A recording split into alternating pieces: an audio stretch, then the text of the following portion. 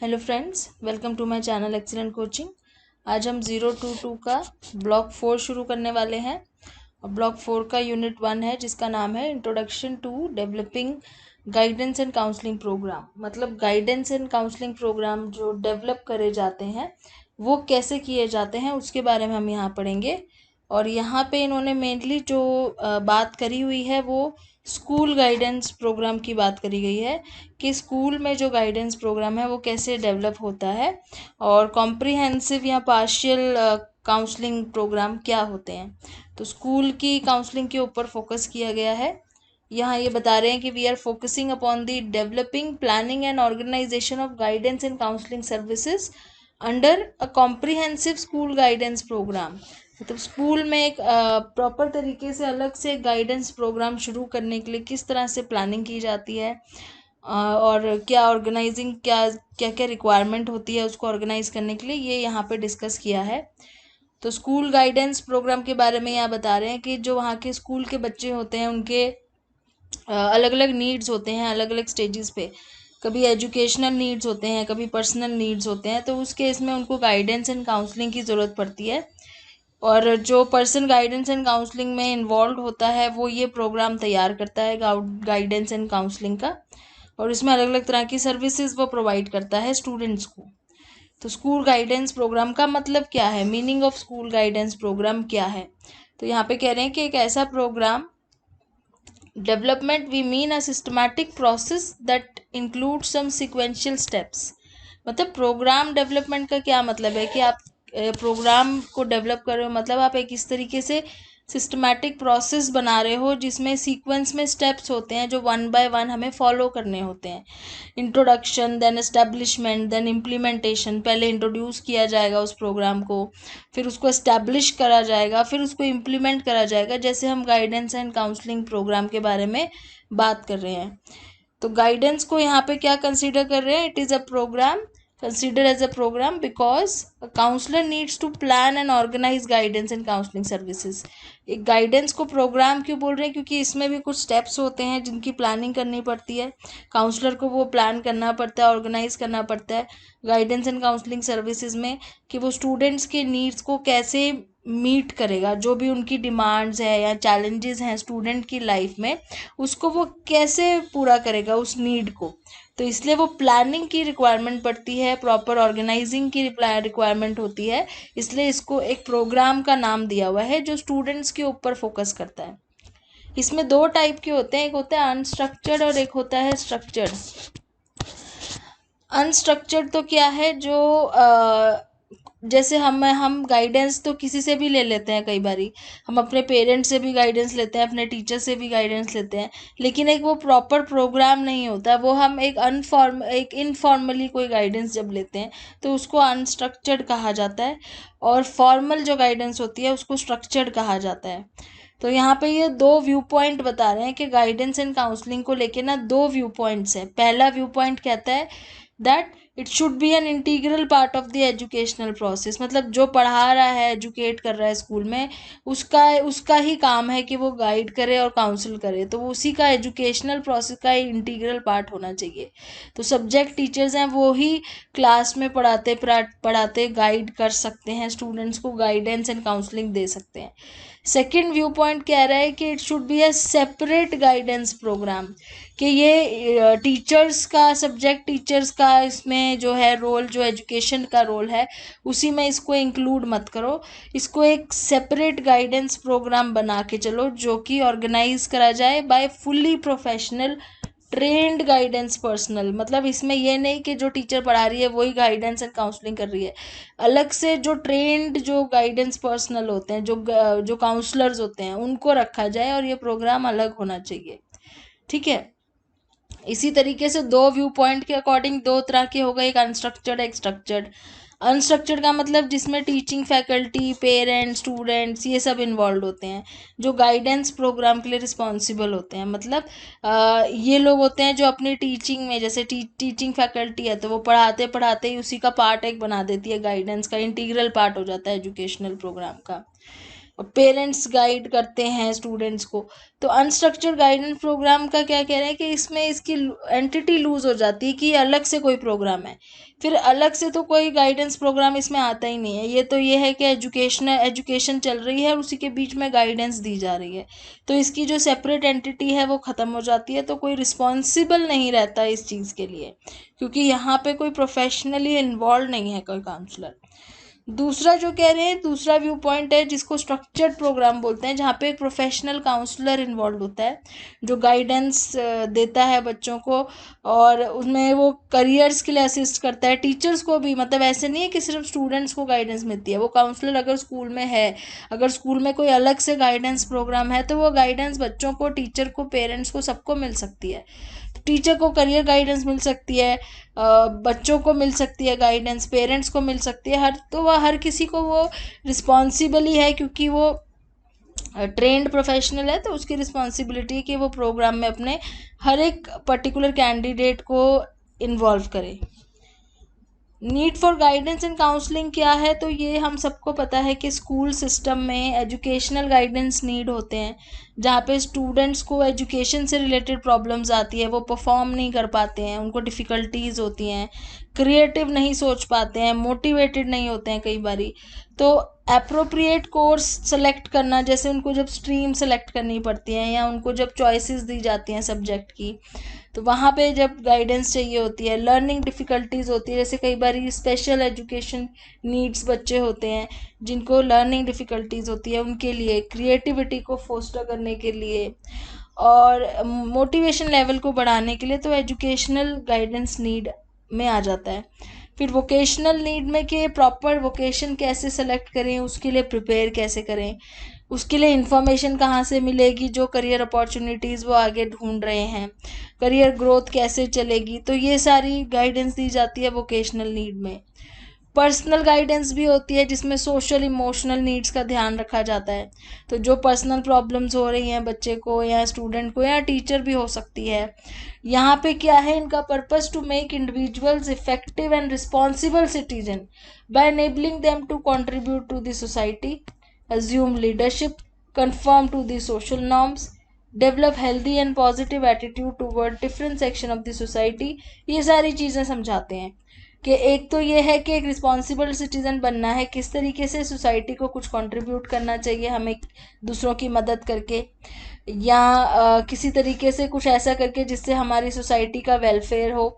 Assume leadership, एक leadership को अपने आप को एक लीडर या एक लीडरशिप को अडॉप्ट करके, अपने अंदर लीडरशिप स्किल को अडॉप्ट करके। सोशल नॉर्म्स को कंफर्म करके, जो हमारे सोसाइटी के नॉर्म्स हैं, और एक हेल्दी और पॉजिटिव एटीट्यूड बाकी लोगों की तरफ रख के। तो इस तरीके से मैच्योरिटी, इमोशनल मैच्योरिटी जब गेन करता है इंडिविजुअल, तो ये personal, social, emotional guidance programme में आता है। अब role of guidance and counselling functionaries क्या है इसमें, मतलब जो ट्रेंड प्रोफेशनल्स इसमें इन्वॉल्व है उनका क्या रोल है। तो इसमें जो रोल है अलग अलग कैटेगरी में है। जैसे एजुकेशनल रोल है, जहाँ पे वो एजुकेशनल प्रोग्राम्स जो हैं वो इंटरप्रेट करते हैं पेरेंट्स के लिए कि आगे कौन सा एजुकेशनल प्रोग्राम के बच्चों के लिए ठीक रहेगा। पेरेंट्स को अपने बच्चों की एबिलिटीज़ को समझने में हेल्प करते हैं कि उनके बच्चों में क्या एबिलिटीज़ है और उनके क्या इंटरेस्ट हैं। और स्टूडेंट्स को भी असिस्टेंट प्रोवाइड की जाती है जब उन्हें सब्जेक्ट चूज़ करने पड़ते हैं, चाहे वो इलेक्टिव सब्जेक्ट हो, एकेडमिक सब्जेक्ट हो, वोकेशनल सब्जेक्ट हो। उनका एक रिकॉर्ड रखा जाता है जिसको बोलते हैं क्यूमुलेटिव रिकॉर्ड कार्ड, CRC, कि स्टूडेंट्स की जो प्रोग्रेस हो रही है उसको, रिकॉर्ड को मेंटेन किया जाता है। Assisting students in exploring their potential through hobby clubs. अब उनके पोटेंशियल हो सकता है बच्चों के कि एजुकेशन के अलावा उनकी दूसरी हॉबीज़ हैं जिनमें उनके पोटेंशियल्स हैं, उनको असिस्ट करना उस चीज़ को आगे परसू करने के लिए। करिकुलम के बारे में हेल्प करना, को करिकुलर एक्टिविटीज़ में हेल्प करना। स्टूडेंट्स एंड पेरेंट्स को हेल्प करते हैं इन अप्रेजिंग स्टूडेंट्स एकेडमिक प्रोग्रेस, कि किस तरीके से एकेडमिक प्रोग्रेस हो रही है बच्चे की, उसके बारे में उनको अप्रेज कराना, बच्चों को भी और उनके पेरेंट्स को भी। लर्निंग डिफ़िकल्टी है अगर किसी बच्चे में, तो उसको डायग्नोस करना, रिमीडियल टीचिंग को ऑर्गेनाइज करना कि कैसे हम और बेटर करके जो कमियां हैं बच्चों के पढ़ाई में या उनकी लर्निंग में उसको पूरा कर सके, जिसको हम रिमीडियल टीचिंग बोलते हैं। ऐसे बच्चे आइडेंटिफाई करना जो गिफ्टेड है और जो डिसेबल्ड है, जो मतलब नॉर्मल के दो एक्सट्रीम एंड पे आते हैं, इधर वो गिफ्टेड है और वो डिसेबल्ड है या स्पेशल नीड्स वाले हैं। Assisting students in adjustment to school subject जैसे कई बार नए सब्जेक्ट्स होते हैं 11th-12th में आके बच्चे एडजस्ट नहीं कर पाते, तो उसमें असिस्ट करना। और अगेन फॉलो अप करना उन बच्चों का जो स्कूल से पास आउट हो चुके हैं, क्योंकि वोकेशनली भी वो आगे गाइडेंस की ज़रूरत उनको हो सकती है। तो कई बार आपने देखा है कि करियर मेला या इस टाइप के करियर क्लब टाइप की चीज़ें ऑर्गेनाइज की जाती है। तो organising group guidance activity such as talks, तो वो टॉक ओरिएंटेशन में करियर और क्लास में भी हो सकती है, एग्जीबिशन लग सकते हैं, फील्ड विजिट करा सकते हो आप। Providing occupational information to students, ये इंफॉर्मेशन स्टूडेंट्स के पास लिमिटेड होती है स्कूल लेवल पे, तो ये एक काउंसलर प्रोवाइड कर सकता है। एडमिनिस्ट्रेटिंग साइकोलॉजिकल टेस्ट, किस तरह के बच्चों पे साइकोलॉजिकल टेस्ट उनके इंटरेस्ट जानने के लिए, उनकी एबिलिटी जानने के लिए, उनकी पर्सनालिटी को समझने के लिए, उनके एप्टीट्यूड को जानने के लिए किया जाता है। उस हिसाब से आप उनको असिस्ट कर सकते हो कि वो अपने एकेडमिक ऑप्शंस चेंज कर सके। फिर helping in students in developing acquaintance with occupation during educational visit, जो ऑक्यूपेशंस हैं उनको वो जाने समझें। Orienting students about vocational subject, आजकल तो वोकेशनल सब्जेक्ट को इतना ज़्यादा प्रेफर किया जा रहा है क्योंकि उससे आगे आपको स्किल डेवलपमेंट बहुत अच्छी हो जाती है, जो कि आज के टाइम पे रिक्वायरमेंट है हमें करियर में, और करियर अपॉर्चुनिटीज़ वोकेशनल में ज़्यादा है, जिसके बारे में यहाँ से गाइडेंस प्रोग्राम में आपको इन्फॉर्मेशन स्कूल लेवल पे ही दी जाती है। फिर पर्सनल सोशल रोल भी हैं, जिसमें बच्चों की पर्सनल प्रॉब्लम जैसे एडजस्टमेंट या बिहेवियरल प्रॉब्लम्स को एड्रेस किया जाता है। काउंसलिंग दी जाती है उनको या उनके पेरेंट्स को, अगर कोई बच्चा बिल्कुल इंटरेस्ट नहीं लेता है और ड्रॉप आउट करना चाहता है तो उसको काउंसलिंग दी जाती है। उनका पर्सनल रिकॉर्ड रखा जा सकता है, उनकी फैमिली बैकग्राउंड के बारे में भी, और इंश्योर किया जाता है कि टीचर्स उनकी ऑल राउंड डेवलपमेंट में इन्वॉल्व हों बच्चों की, तो टीचर्स को भी इन सब चीज़ों में इन्वॉल्व किया जाता है जो उनकी सब्जेक्ट टीचर्स होती हैं। तो ये रोल्स प्ले करता है गाइडेंस और काउंसलर, जब वो guidance and counselling programme school में तैयार करता है। तो various guidance services in school and counselling programme, मतलब जो प्रोग्राम अगर स्कूल में है ऐसा कोई गाइडेंस एंड काउंसलिंग का, तो उसमें बहुत सारी सर्विसेज होती हैं जो वो देते हैं, जैसे अभी हमने ऊपर भी पढ़ा कि उनके रोल अलग अलग होते हैं। तो मेजर फंक्शन अभी हमने ऊपर पढ़े, अप्रेजल होता है, सेल्फ अंडरस्टैंडिंग होता है, ओरिएंटेशन है, एडजस्टमेंट है, डेवलपमेंट, एजुकेशनल, वोकेशनल, बहुत सारी सर्विसेज उसमें आ जाती हैं, कंसल्टेशन हो गया, प्रिवेंशन हो गया। अब इसी को इन्होंने आगे डिफरेंट पॉइंट्स में डिवाइड कर दिया है जिससे हमें इजी रहेगा ये फंक्शंस याद करना।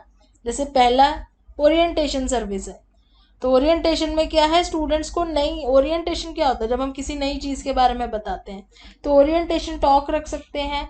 जब हम कैसे कई बार हम फील्ड विजिट पे कहीं ले जाते हैं बच्चों को दिखाने के लिए कि कहाँ पे कैसे काम होता है, बच्चों को फैक्ट्री विजिट कराई जाती है, अलग अलग जगह ले जाया जाता है, तो ओरिएंटेशन टॉक रख सकते हो उस इंस्टीट्यूशन के बारे में। टूर ऑफ द स्कूल, जैसे जो बच्चे ज्वाइन करते हैं नई जगह पे या हाई स्कूल में जाते हैं मिडिल स्कूल से, तो उस टाइम पे आप ये रख सकते हो, हैंड बुक्स दे सकते हो, ये ओरिएंटेशन सर्विस हो गई। फिर इंडिविजुअल इन्वेंट्री सर्विस होती है। इंडिविजुअल इन्वेंट्री का मतलब, इन्वेंट्री क्या होता है, लिस्ट ऑफ थिंग्स होती हैं। यहाँ पे इंडिविजुअल इन्वेंट्री का मतलब है कि जो एक इंडिविजुअल के अंदर जो एक रिकॉर्ड होता है, एक पर्टिकुलर इंडिविजुअल का जो रिकॉर्ड होता है, तो इंडिविजुअल एनालिसिस किया जाता है।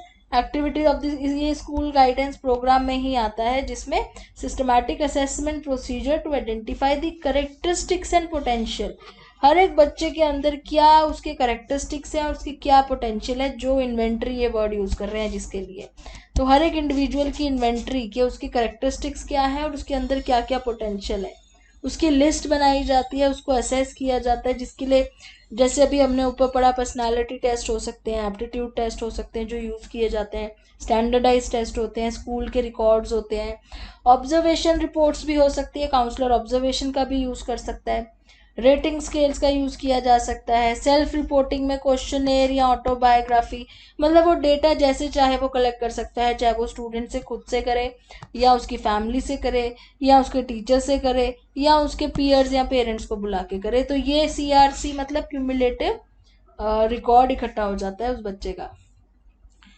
फिर करियर इंफॉर्मेशन सिस्टम में क्या है कि उस जितने मतलब करियर हैं, different type of occupations, industries, educational and training facilities, apprenticeship facilities, scholarship, stipends, ये सारी चीज़ों के बारे में इंफॉर्मेशन प्रोवाइड कराना। For providing such information, group guidance activities, अब इसके लिए क्या कर सकते हैं, फील्ड ट्रिप पे आप ले जा सकते हो, आप करियर कॉन्फ्रेंस का एग्जीबिशन कर सकते हो, करियर टॉक्स ऑर्गेनाइज कर सकते हो, स्कूल्स में होती भी है ये सब चीज़ें। एक करियर इन्फॉर्मेशन कॉर्नर सेट कर सकते हो, जैसे कई बार स्कूल्स में एक डिस्प्ले कर दिया जाता है कि ये कॉर्नर है, करियर इन्फॉर्मेशन कॉर्नर है, जहाँ पे उससे रिलेटेड आपको बुकलेट्स, पैम्पलेट्स, ये सब चीज़ें मिल सकती हैं। काउंसलिंग सर्विसेज होती है जहाँ पे आप इंडिविजुअल की ग्रोथ एंड डेवलपमेंट पे ज़्यादा फोकस करते हो, उनकी प्रॉब्लम्स को सॉल्व करते हो, उनको सॉल्व करने में हेल्प करते हो। खुद आप सॉल्व नहीं करते हो, प्रॉब्लम सॉल्व करने में हेल्प करते हो। डिसीजन मेकिंग नीड्स, उनके डिसीजन मेकिंग में हेल्प करते हो। तो यहाँ पे उनकी सेल्फ अंडरस्टैंडिंग को इंक्रीज करना आपका एम होता है, सेल्फ एक्सेप्टेंस को एनहेंस करना और सेल्फ रियलाइजेशन करवाना। तो यहाँ पे काउंसलर को बहुत ज़्यादा मेच्योरिटी और उससे पेशेंस से काम लेना पड़ता है। फिर प्लेसमेंट सर्विसेज भी इसमें इंक्लूड हो सकती है, आप इनको प्लेसमेंट में भी हेल्प कर सकते हो, फर्दर ट्रेनिंग या किसी जॉब में प्लेस कराने के लिए, और जिस जॉब में वो है वहाँ पे वो किस तरीके से एडजस्ट कर रहे हैं, वो सब चीज़ें आप फॉलो अप कर सकते हो उन बच्चों से जो पास आउट हो चुके हैं। आप प्राइवेट प्लेसमेंट एजेंसीज से कोऑर्डिनेट कर सकते हो एज अ काउंसलर, ताकि वो स्टूडेंट्स को इन्फॉर्मेशन मिल सके। फॉलोअप सर्विस में क्या है कि एक रिकॉर्ड होता है जो स्कूल से जो पास आउट हो जाते हैं या ड्रॉप आउट हो जाते हैं, तो उनको फॉलोअप किया जा सकता है, क्वेश्चनेयर्स, इंटरव्यूज। अब ये इंटरव्यू अगर वो स्कूल में नहीं आ पा रहे हैं तो लेटर या टेलीफोन कॉल से डेटा कलेक्ट किया जा सकता है। रेफरल सर्विसेज, रेफरल मतलब स्टूडेंट्स को रेफर कर सकते हैं, जैसे अगर किसी स्टूडेंट को, जो स्पेशल नीड के बच्चे होते हैं, जो जिनकी प्रॉब्लम्स होती हैं, इमोशनल प्रॉब्लम्स या बिहेवियर या एजुकेशनल प्रॉब्लम, लर्निंग डिफिकल्टीज वाले जो बच्चे होते हैं, उनको रेफर किया जा सकता है एक ऐसे प्रोफेशनल की तरफ जो इस चीज़ में स्पेशलाइज्ड हो। तो ऐसे बच्चों का जो है रिकॉर्ड अलग से रख सकते हैं टीचर्स और counsellors. Research and evaluation in guidance and counselling, research बहुत नेसेसरी है क्योंकि रोज़ रोज़ नई चीज़ें आती रहती है, हम किसी भी फील्ड में हो, हमें उसमें अपने आप को अपडेट रखने के लिए रिसर्च करनी बहुत ज़रूरी होती है, स्पेशली टू जज the effectiveness of various techniques and methods being used. जो टेक्निक्स आप मेथड्स यूज़ कर रहे हो लोगों को, बच्चों को असेस करने के लिए, क्या वो और बेटर हो सकती हैं, क्या उसमें कोई और चेंजेस आए हैं, क्या कुछ अपडेशन हुई है कि नहीं। इवैल्यूएशन का मतलब क्या हो गया कि आप असेस कर रहे हो उस प्रोग्राम की इफेक्टिवनेस को, कि क्या वो और इम्प्रूव किया जा सकता है कि नहीं किया जा सकता। So the evaluation could be done by obtaining feedback और फॉलो अप, उनका फीडबैक ले सकते हैं जो आपसे अभी तक गाइडेंस ले रहे हैं, लेते आ रहे हैं। आप अपने प्रोग्राम को इवैल्यूएट करने के लिए फीडबैक लेते हो और आप फॉलो अप कर सकते हो। A counsellor career teacher should plan this aspect while planning guidance programme, तो ये चीज़ भी अपने गाइडेंस प्रोग्राम में पहले से ही प्लान करके होनी चाहिए।